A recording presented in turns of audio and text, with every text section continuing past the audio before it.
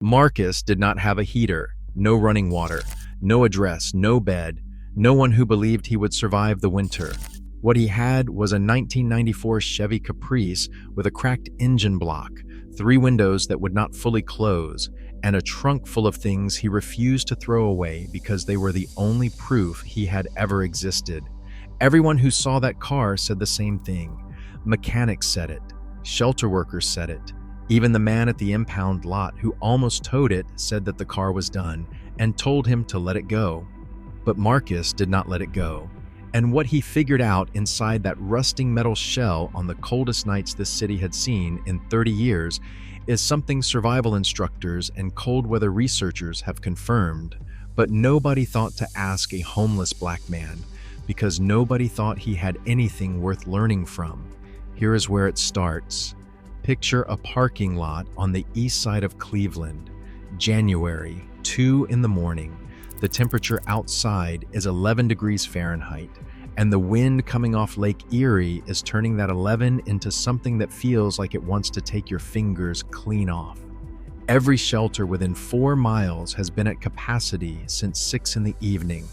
The warming centers closed at midnight, and Marcus Webb, 53 years old, former facilities manager, formerly housed and formerly a lot of things, is climbing into the back seat of a car that has not started in 6 weeks and pulling a moving blanket over his shoulders like a man who knows exactly what he is doing because he does. And that is what nobody understood. Not the people who drove past and shook their heads, not the city workers who left notices on the windshield, not the mechanic 3 blocks away who stopped to tell Marcus the car was beyond saving and that sleeping in it was basically the same as sleeping outside. What they saw was a broken man in a broken car. What was actually happening inside that Caprice, night after night, was a masterclass in applied physics, thermal engineering, and human ingenuity, built not in a laboratory, not in a military survival course, but in the specific desperation of a man who had no other option and was too stubborn, too smart, and too determined to die. So let me ask you something before we go any further. Have you ever walked past a car in winter, seen the frost on the inside of the windows, and wondered what it actually takes to survive the night in there? Have you ever looked at someone living in a vehicle and thought, how are they still alive? Drop that in the comments because the answer is not what you think it is, and what you are about to discover will completely change how you see both survival and the human beings our cities have decided to stop seeing altogether. Now, let's talk about what everyone gets wrong. Most people assume a car is better than nothing in the cold, and in one narrow sense, that's true. A car blocks wind. Wind is lethal. Wind strips heat from exposed skin at a rate that can drop your effective body temperature 10 to 15 degrees below the actual air temperature. So yes, being inside any enclosed structure is better than standing in the open, but here is what most people do not know. A standard car with no insulation modifications and no heat source will reach outside air temperature within 3 to 4 hours. 3 to 4 hours. That means if it is 11 degrees outside and you fall asleep at 2 in the morning without having done anything to prepare, you are sleeping in 11 degrees by 5 or 6 in the morning. Hypothermia, the process where your core body temperature drops below 95 degrees Fahrenheit and your organs begin to slow and shut down, does not require Arctic conditions to begin. It can start at temperatures as mild as 40 degrees if you are wet, exhausted, or malnourished. A University of Oregon experiment measuring interior car temperatures during freezing nights found that an unmodified car lost heat at roughly 4.5 degrees per hour, 4.5 degrees every single hour until the inside matched the world outside. The car is not shelter. Not without intervention. The car is a metal and glass box that will become exactly as cold as the sky surrounding it. Marcus knew this, not from a textbook, from the first night. He woke up at 4 in the morning on his third night in the car, shaking so hard his teeth were cutting into each other and his fingers had gone the wrong kind of numb. Not the pins and needles kind, but the white, distant, disconnected kind that emergency physicians describe as the first stage of frostbite. He was wearing 2 jackets, a hat, and a pair of work gloves, and he was lying across the back seat under a single moving blanket on a night that dropped to 18 degrees. He was doing everything a reasonable person would do, and he was still close to dying. That was the night Marcus stopped doing what a reasonable person would do and started doing what a surviving person would do. And those are not the same thing. Here's where it gets interesting. The first thing Marcus figured out, and this is confirmed by every cold weather survival manual ever written, including U.S. Army field guides and wilderness emergency preparedness research, is that the enemy is not the cold itself. The enemy is surface contact. When your body presses against a cold surface, that surface pulls heat out of you at a rate that no blanket draped over the top can compensate for. The metal and fabric seat beneath Marcus was drawing warmth out of his back like a drain drawing water. He needed a barrier between himself and every cold surface his body was touching. He started with cardboard.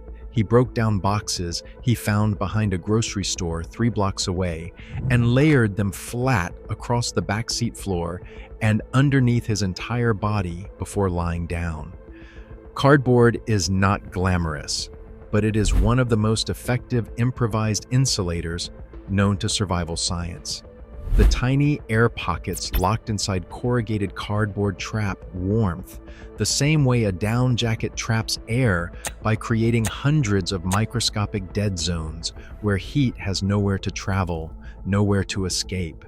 It sits there. It stays with you. Marcus did not know the physics behind it. He knew that when he added the cardboard, he stopped waking up shaking.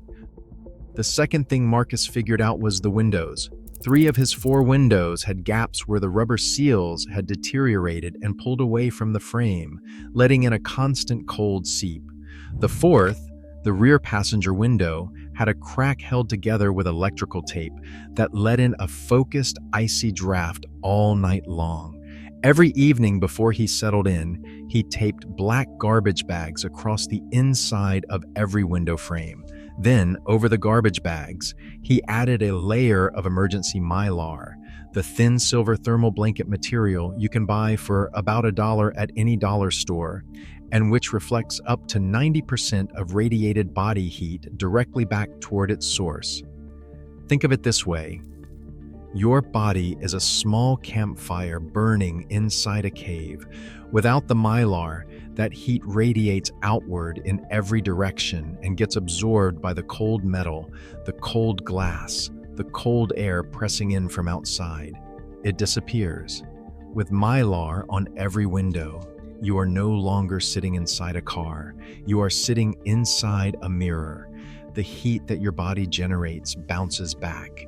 It accumulates. It stays in the space around you.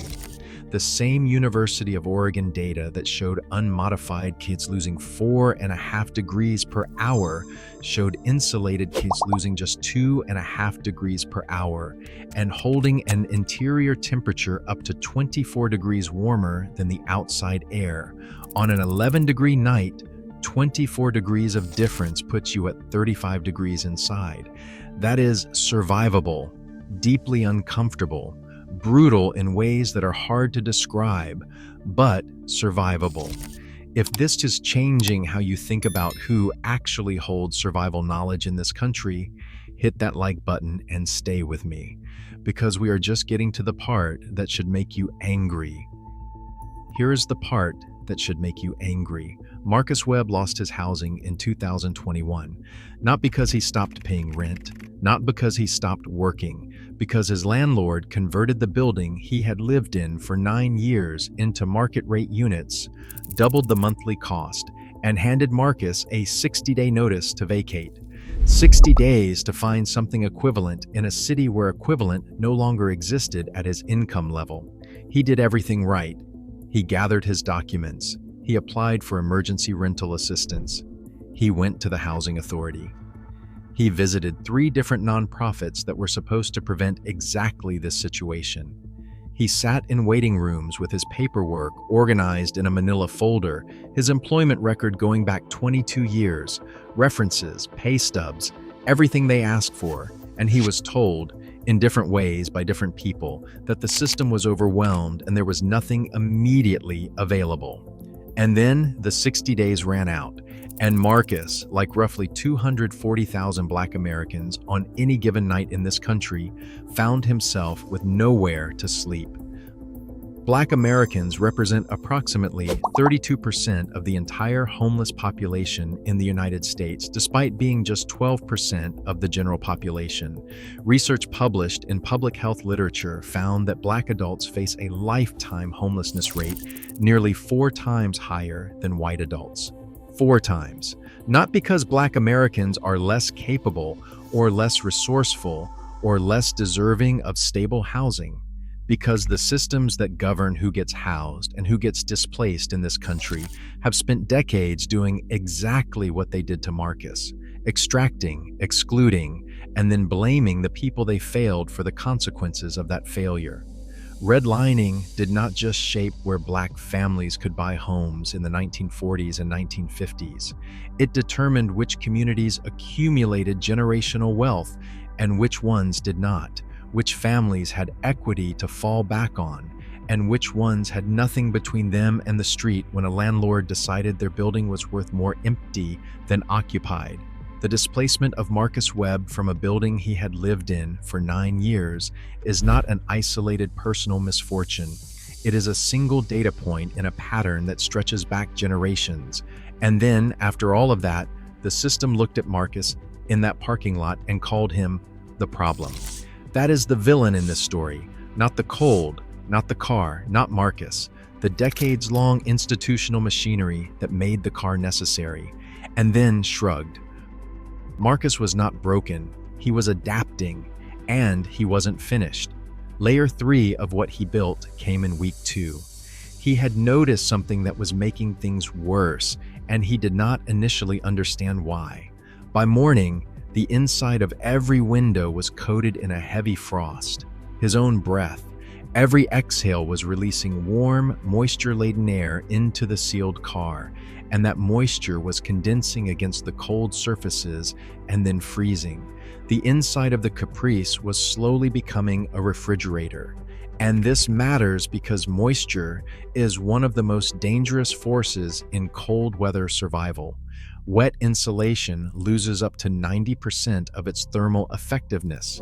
Wet clothing pressed against skin accelerates heat loss from the body 25 times faster than dry clothing. The warmth Marcus had worked so hard to preserve was being slowly dissolved by his own breathing. Marcus started pressing a folded hand towel loosely over his mouth and nose while he slept, a crude moisture filter that absorbed a significant portion of the water vapor before it could reach the windows. He began cracking the rear window exactly 1/4 of an inch on the side, sheltered from the prevailing wind, just enough of an opening to allow slow air exchange and prevent condensation buildup, without creating a gap large enough for the cold to pour in. The balance between sealing a space for warmth and ventilating it to control moisture is one of the central engineering challenges in cold weather shelter design. Mountain hut architects in the Alps have been refining their answer to this exact problem for over a century. Marcus solved it in 2 weeks with a dish towel and a cracked window. He also started managing his calorie intake with a precision that most people never think to apply to warmth. He had discovered early in those first brutal weeks that eating a high-fat, high-calorie meal immediately before lying down, peanut butter, nuts, dense bread, anything calorie-rich he could access, made the nights measurably more survivable. This is not coincidence, and it is not placebo. Digestion is a thermal process. Your body generates real, measurable heat as a byproduct of breaking down complex fats and carbohydrates. Eating before sleep essentially turns your digestive system into a supplemental furnace, running quietly through the coldest hours of the night. On the nights Marcus had nothing to eat, he felt it in his core by 3 a.m. without fail. The difference between a fed body and an empty one at 18 degrees is the difference between waking up and not waking up. He layered his clothing with the same deliberate logic, a thin, moisture-wicking base layer directly against skin, a mid-layer of fleece over that, a wind-resistant outer shell over everything, 3 separate layers, each doing a different job. Early on, he had made the mistake that almost everyone makes. He wore the single heaviest coat he owned and wondered why he still felt cold by morning. What a heavy single coat does is trap sweat and moisture from your body heat against your skin. As that moisture cools through the night, it steals warmth directly from your core. The layering system works because each layer addresses a different physical problem. The base layer moves moisture away. The middle layer holds air and insulates. The outer layer stops wind and external cold from penetrating. 3 thin systems working in sequence outperform 1 heavy coat every time. Survival physiologists have confirmed this principle in documented research. Marcus confirmed it himself through trial, and one near-fatal error he never repeated. And here's what all of this means. Beyond one man in one parking lot in one city, we have built systems, shelters, warming centers, and emergency housing programs that are chronically underfunded and overcrowded, and that regularly close at midnight on the exact nights when people need them most.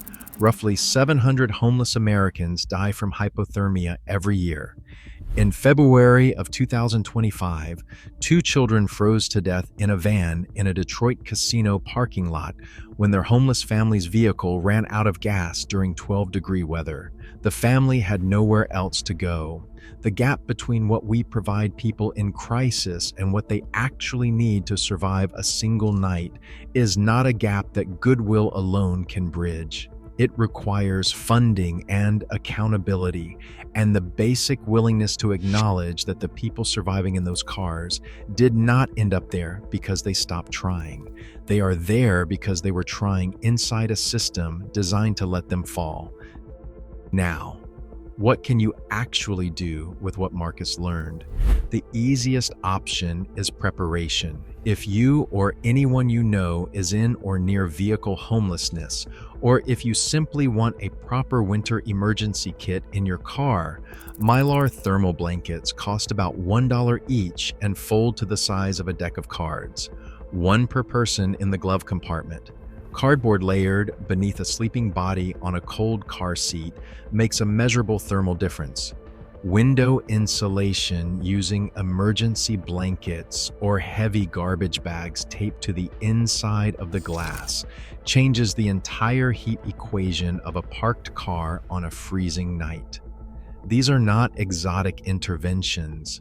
These are exactly what Marcus used. They work because the physics works, regardless of who figured them out.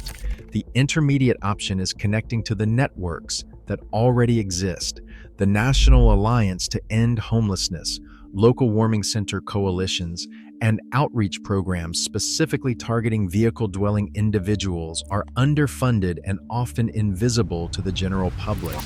Finding out where your nearest 24-hour warming center operates costs you 5 minutes. That information could save a life in January when shelters are full by dinner time and the temperature drops 20 degrees overnight. The minimum viable action, the floor, is this. If you see someone living in a vehicle in winter, the most useful thing you can do is do not call the authorities. It is to make eye contact, to acknowledge that they exist, to find out whether they have what they need to survive the night. A Mylar blanket, a hot meal, the address of a resource they might not know about, the simple presence of another human being who sees them as one. Marcus Webb spent 4 months in that Caprice. He came out of it with frostbite scars on 2 fingers from that first catastrophic week before his system was built. He came out of it having survived the most brutal Cleveland winter in 30 years without losing his life.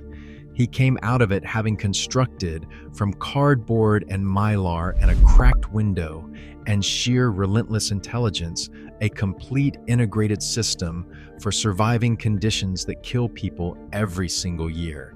He was not a man who failed and ended up in a car. He was an engineer working with the only materials the world left him. The knowledge was not lost. It was never given to the people who needed it most, and the people who needed it most built it anyway. We're going to keep telling these stories. These are the ones this country filed away and forgot.